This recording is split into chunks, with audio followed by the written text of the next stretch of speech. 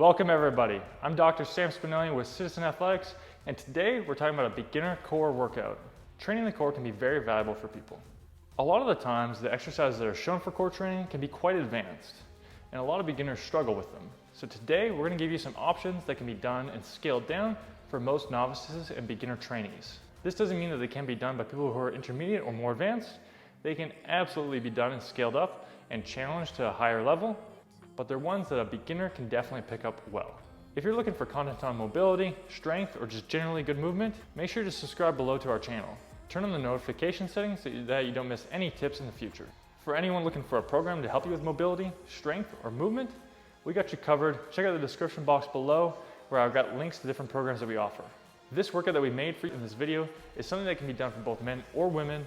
It can be done by younger and older individuals, and it's something that can be done at home or at a gym.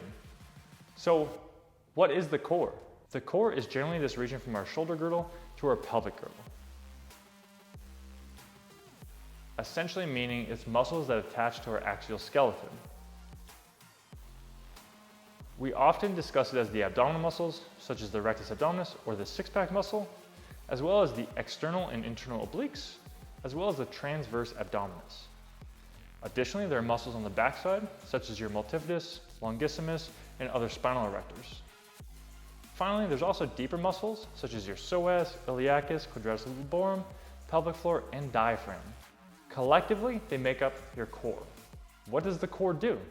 Well, the core has two main jobs. Number one, to resist motion, keeping the trunk stable and fixed in place while the extremities move, and also to create motion, moving the spine, the ribs, and the pelvis. This is why there's such a big emphasis on training the core usually, because it has a big value for us. Now, something that we want to note, it is not essential to do specific exercises trying to target your core.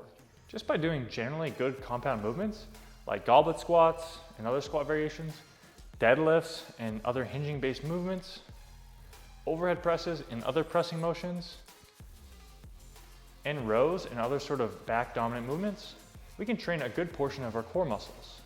With that said, much like you would also do an additional exercise for certain muscles like curls for your biceps or lateral raises for your delts, doing some specific exercises to target these muscles of the core and train these patterns can have benefit.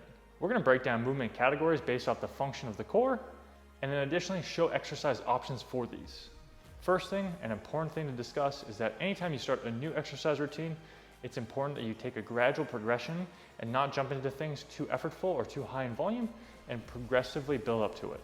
So back to those movement categories and talking about the core. We divide the categories into two sections. As we discussed, we have resisting motion and creating motion.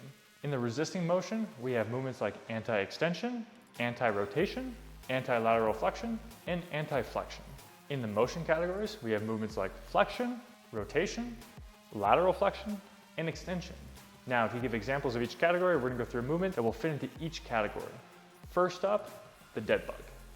This fits into the anti-extension category, and it's a great option for beginners because you can have lots of feedback on it.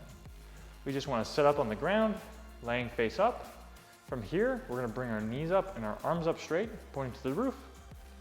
We're gonna have our knees bent, arms straight. We're gonna getting our back pressed into the ground, and then we're gonna gradually reach one arm and one leg opposite sides, out. So your arm's gonna go overhead and your leg's gonna go straight out. We wanna keep working on pressing into the ground as we do this, trying to maintain an abdominal contraction. You're thinking to posteriorly tilt your pelvis, so you think something like belt buckle to chin. And we also wanna keep our ribs down. This will maximize our abdominal contraction. The goal again is to resist motion here, so we're trying to resist going into extension. The next one is the tall kneeling Pallof press. What we do here is we're gonna sit up in kneeling, both knees down. If you need a pad on your knees, definitely feel free to do so. And then you can have a band or you can have a cable set up at the gym and you want it perpendicular to you. What we're gonna do is we're gonna stretch our arms out in front of us, holding onto the handle or the band. And what's gonna happen here is that the demand and the force from the band or cable is gonna work to try to create rotation, and we're gonna resist it. This might be a new category for a lot of people, so take your time with it, and if it feels challenging, just reduce the load that you're using. You can bring your arms closer in or further out to change the effort.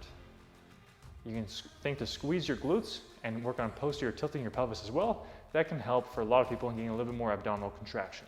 Our next one is going to be that anti-lateral flexion. Here we're going to do a short side plank or a side plank depending upon your ability levels. The short side plank is essentially the same thing as a side plank. We just bend our knees and shorten that lever arm. So it makes it a little bit easier for people that are new to the movement.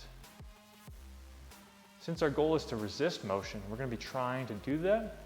So we want to bring our hip up. We're going to stay in position.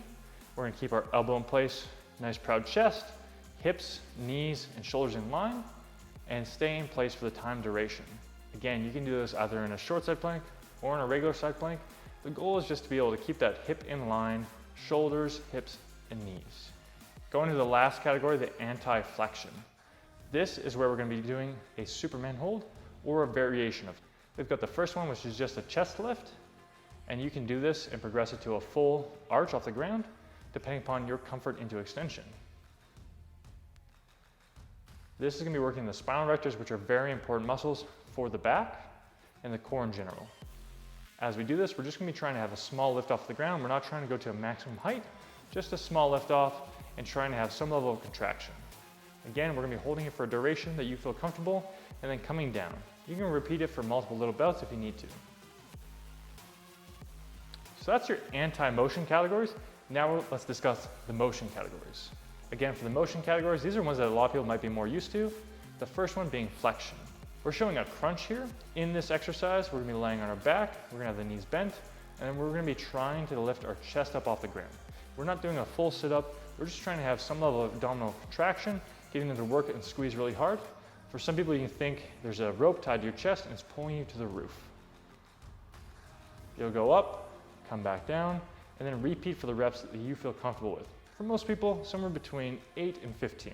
Going into the next exercise, the rotation category, we've got the supine knee fallout. What we're going to be doing here is we're going to be letting the knees drop to the side, and it's going to be challenging our trunk to go into rotation and come back. It's easier when you have your knees bent. If you're looking for a little bit more of a challenge, you can kick your legs a little bit straighter, and then it'll increase the demand, a longer lever arm, making it more challenging. You can go in both directions and repeat for the number of reps you feel comfortable with. Again, for most people, probably somewhere in the 8 to 15 rep category. For the lateral flexion motions, what we're going to do is we're going to be doing a side hip bridge. This is actually going to be the same position and sort of a similar movement as what we did for the anti-motion, but we're going to go up and down for repeated reps. So you're going to come up into the short side plank position or the side plank position, and then come back down and keep going up and down for the 8 to 15 reps that you can do. We don't necessarily need to go past that position of shoulders, hips, and knees in line. If you want to go further because you feel some benefit in it, feel free. But the goal is to come from the laterally flexed position to a midline position and back down.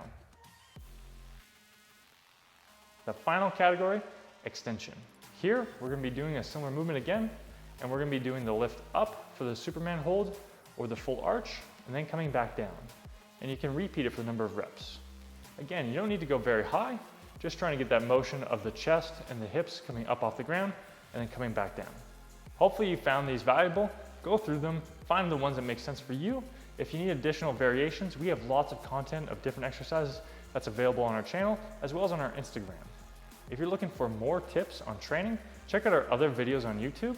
We've got more videos like the bodyweight workout, different deadlift variations, and how to build strong shoulders. All of those will be very valuable for a lot of people, especially beginners. Comment below on what you'd like us to cover next time. Make sure to tap that like button and subscribe for more content in the future.